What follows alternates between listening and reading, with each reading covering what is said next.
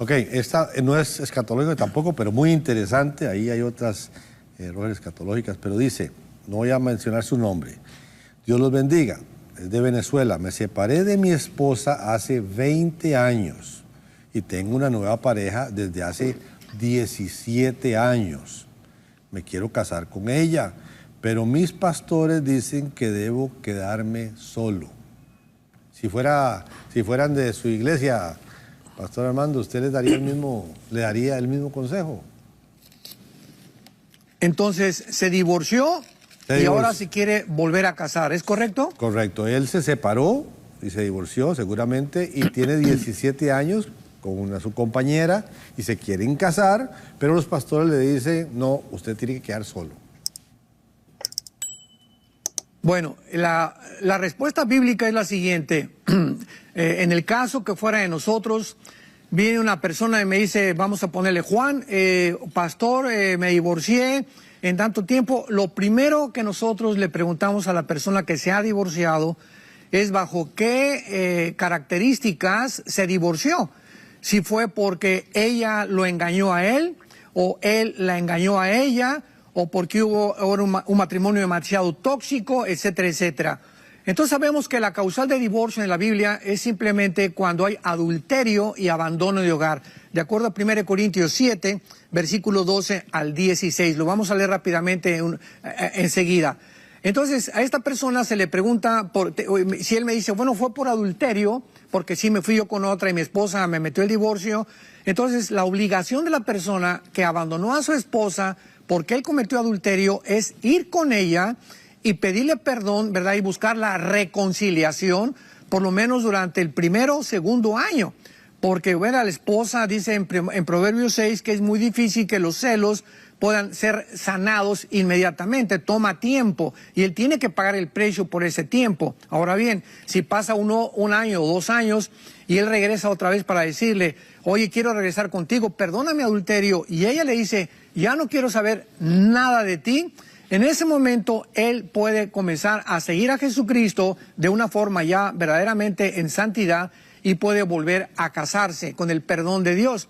Porque dice en 1 Corintios 7, versículo 14, el marido incrédulo es santificado en la mujer y la mujer incrédula en el marido. De otra manera vuestros hijos serían inmundos mientras que ahora son santos. O sea, si una esposa tiene un marido que no es cristiano, ella no puede divorciarse porque él sea cristiano. Ella tiene que mantener su relación con él hasta que él abandone el hogar o cometa adulterio. En ese momento la persona que es víctima, si una mujer tiene un marido que se fue por adulterio y él ya se fue con otras, ella tiene la posibilidad de volver a casarse. Si un hombre, su esposa cometió adulterio y lo dejó al hombre, él también tiene la posibilidad de volver a casarse. Y lo dice el versículo 15. Si el incrédulo se separa, sepárese. Y esta palabra separarse es chorizo en el griego, que significa, y es la palabra que se usa para divorcio. Si el incrédulo se separa, ábrele la jaula y que se vaya el gavilán, ¿verdad? Que se vaya, se fue con otra, déjalo ya, que se vaya, porque no está el hermano o la hermana sujeto a servidumbre. O sea, la víctima no puede quedarse a velar por los santos, ¿verdad? Como decimos vulgarmente también en México, o sea, a adorarse, o sea, el que se queda abandonado no puede quedarse toda la vida soltero porque dice la Biblia que no es bueno que el hombre se quede solo, necesitamos una mujer. Y en semejante caso, sino que en paz nos llamó Dios. Entonces, la persona víctima tiene el poder o la característica o la libertad bíblicamente de volver a casarse si la persona que lo abandonó cometió el adulterio. Pero esta persona que comete adulterio y se quiere casar con otra muchacha, hay que revisar como pastores en qué condiciones se divorció de la primera esposa, en qué condiciones la abandonó y si ya ha tratado de reparar el problema que tuvo con la primera esposa. Bueno, pero porque si no, ¿verdad? Pues se va a seguir casando 2 o 3 veces más en el futuro. Bueno, pero aquí está bien. Entiendo. No sé si fue claro. Sí, sí, muy claro. Pero, ok, lo que no es claro es la situación de esta pareja. Lo que sí es claro es que tiene 17 años con una nueva persona y no sabemos si tiene hijos. Digamos que tienen hijos. Muy fuerte la luz. Digamos que tienen hijos, Pastor Armando. Si tienen hijos, en esos 17 años, el tratamiento debía ser diferente o igualmente, o sea, ¿qué hacer? 17 años con la nueva persona. Sí, o sea, en ese caso, ¿verdad? Ya cuando hay hijos de por medio, de todas maneras, él necesita arrepentirse de su pecado pasado, porque dice la Biblia, tus pecados te alcanzarán. Ahora, claro, ya formó una nueva familia, los hijos necesitan un padre, una madre, y él puede volver a otra vez a rehacer su vida porque por los hijos, y no va a volver a abandonar a esos hijos simplemente porque se le dice que ya no se puede volver a casar. ¿Verdad? Eso es un error muy grave pastoral. Están llegando algunas preguntas también directamente aquí, bueno, de Perú.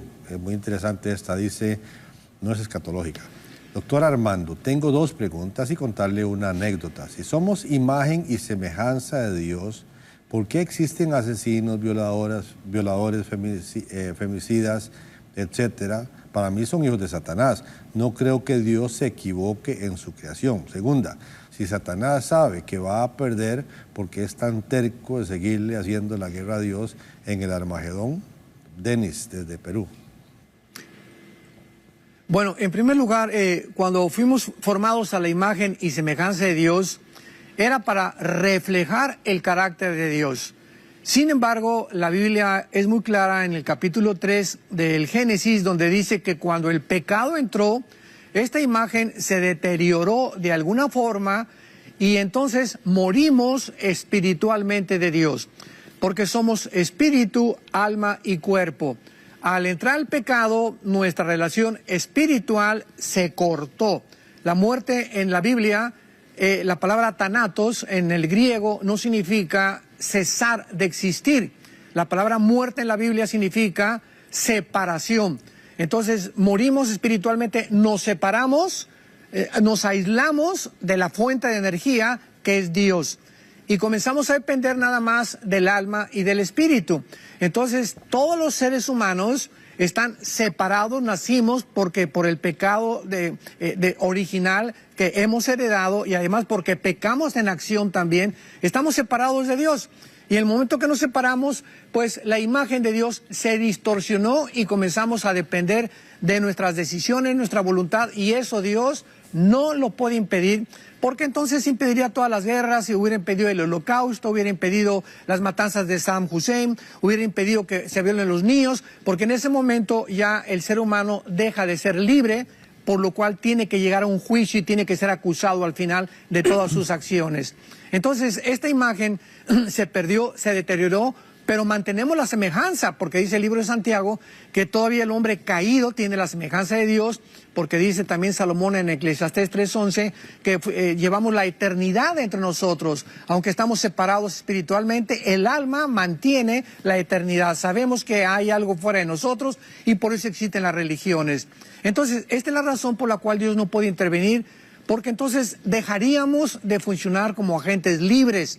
Y en ese momento también ya no tendríamos la responsabilidad, sino seríamos títeres de un destino que ya había sido predeterminado. Y lo mismo pasa con los ángeles caídos y con las guerras y con todo.